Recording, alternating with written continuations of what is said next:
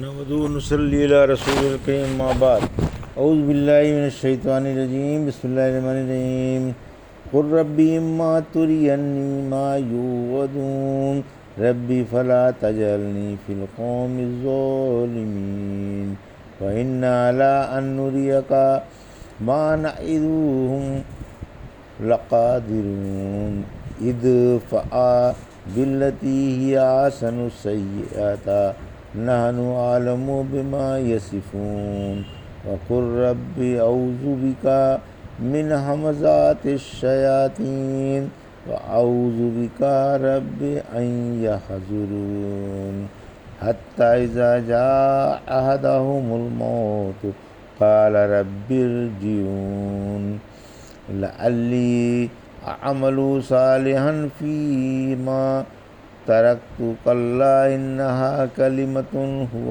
قائلها ومن ورائهم برزخ الی یوم یبعثون۔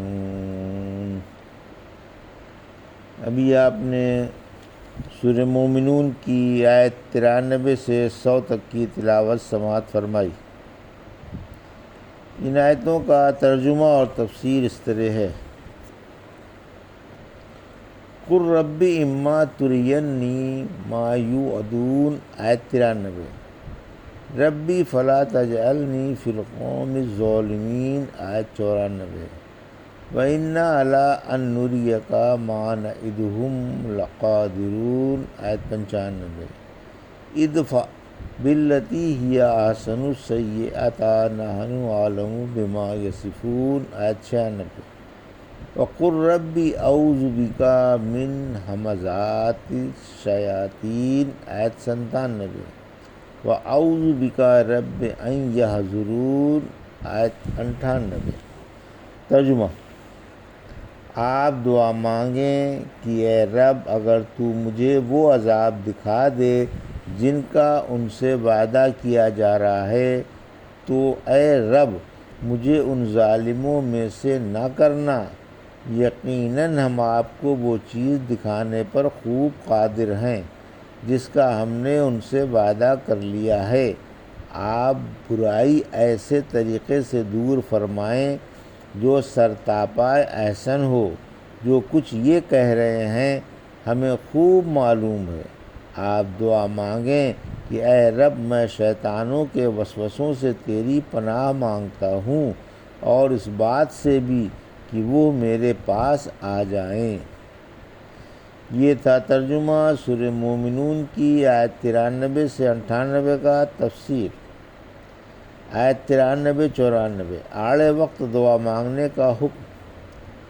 محبوب نبی کو حکم ہے کہ مصائب و آفات اور عذابوں کے وقت یہ دعا مانگا کریں: ربی فلا تجعلنی مع القوم الظالمین، یعنی اگر تو میری موجودگی میں میری آنکھوں کے سامنے ان پر عذاب اتارے تو مجھے ان میں شامل نہ فرمانا بلکہ ان سے بچا لینا۔ ایک حدیث میں آپ کی دعا کا یہ بھی ایک ٹکڑا ہے: وَإِذَا أَرَدْتَ بِقَوْمٍ فِتْنَةً فَتَوَفَّنِي إِلَيْكَ غَيْرَ مَفْتُونٍ، کہ اے اللہ جب تو کسی قوم کو فتنے میں ڈالنا چاہے تو مجھے فتنے میں مبتلا کیے بغیر ہی اٹھا لے۔ آیت 95، یعنی اگر ہم چاہیں تو آپ کو وہ عذاب و سزائیں دکھا دیں جن کو ہم ان پر بھیجنا چاہتے ہیں۔ آیت 96، عداوت دفع کرنے کی بہترین تدبیر۔ اس آیت کریمہ میں ایک ایسی بہترین تدبیر بتائی گئی جو عداوت کے وقت اکثیر اعظم سے کم نہیں، یعنی دشمن کے ساتھ حسن سلوک سے پیش آؤ اور اس کی برائی کا بدلہ احسان سے دو تاکہ خود بخود اس کے دل میں عداوت کے بجائے محبت اور بغض کے بجائے کشش پیدا ہو۔ دوسری آیت میں فرمایا، سورہ سجدہ کی آیت 34 ہے، بہترین طریقے سے مدافعت کرو، فوراً ہی تمہارا دشمن تمہارا گہرا دوست بن جائے گا، لیکن یہ مقام صبر کرنے والوں ہی کو اور بڑے نصیبے والوں ہی کو حاصل ہوتا ہے۔ آیت 97۔ شیطانوں سے پناہ مانگنے کا رسول کو بھی حکم ہے کہ آپ بھی شیطانوں سے اللہ کی پناہ مانگیں، کیونکہ ان کے ساتھ تدبیریں بے سود ہوتی ہیں اور وہ اچھی باتوں کے پابند ہوتے نہیں۔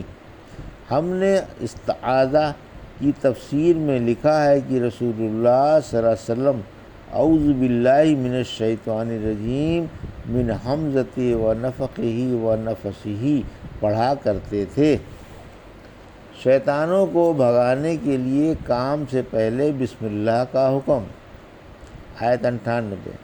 یعنی میرے کسی کام کے وقت بھی شیطان نہ آنے پائے، اسی وجہ سے شیطان کو بھگانے کے لیے کام شروع کرتے وقت بسم اللہ پڑھنے کا حکم ہے۔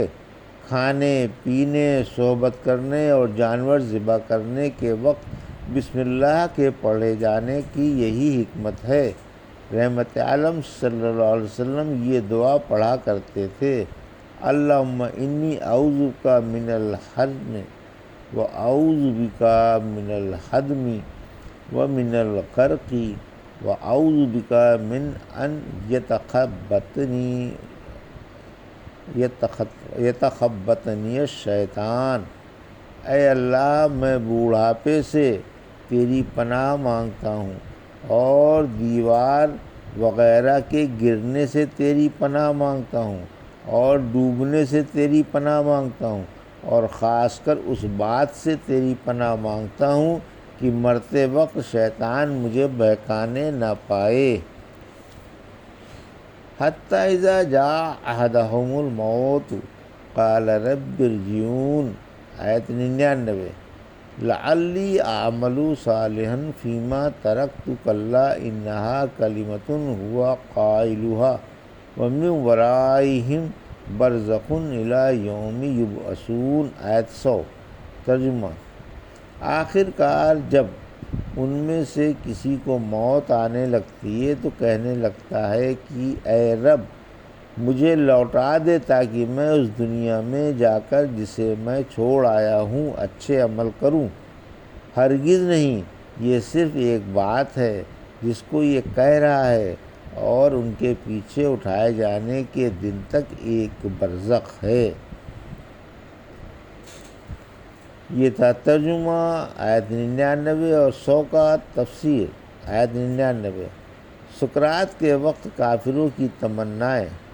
سکرات کے وقت کافروں اور سخت گنہگاروں کا حال بیان ہو رہا ہے کہ اس بے کسی اور بے بسی کے وقت ان کے دلوں میں کیا کیا تمنائیں کروٹیں لے رہی ہوتی ہیں۔ اس وقت ان کی یہی آرزو ہوتی ہے کہ کسی نہ کسی طرح پھر وہ دنیا میں واپس کر دیے جائیں تاکہ اپنی دنیوی زندگی کے بگاڑوں کی اصلاح کر لیں اور نیک بن جائیں۔ دوسری جگہ فرمایا سورہ منافقون کی آیت 10 میں: ہمارے دیے ہوئے مال میں سے اس وقت سے پہلے پہلے خرچ کر لو کہ موت تمہارے پاس آ کر تم کو دبوچ لے، اور تم یہ تمنا کرو کہ اے رب، تو نے مجھے ذرا سی اور مہلت کیوں نہیں دی کہ میں صدقہ خیرات کر کے نیک لوگوں میں شامل ہو جاتا۔ سورہ ابراہیم کی آیت 44 میں فرمایا: آپ لوگوں کو اس دن سے ڈرائیں جس دن ان پر عذاب آ جائے گا۔ تو ظالم دعائیں مانگیں گے کہ اے ہمارے رب، ہمیں تھوڑی سی اور مہلت دے دے کہ ہم تیری دعوت قبول کر لیں اور رسولوں کے پیروکار بن جائیں۔ کیا تم نے اس سے پہلے قسمیں نہ کھائی تھیں کہ تمہیں کہیں جانا ہی نہیں؟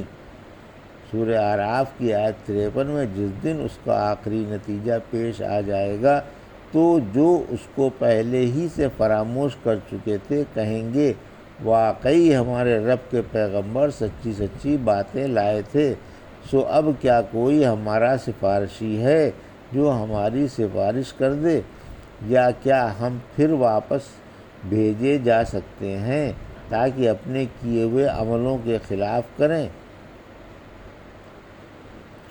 ان آیتوں میں اللہ نے بیان فرمایا کہ کافر سکرات کے وقت پھر دنیا میں آنے کی آرزو کرتے ہیں، مگر ان کی بے وقت کی آرزو پوری ہونے والی نہیں۔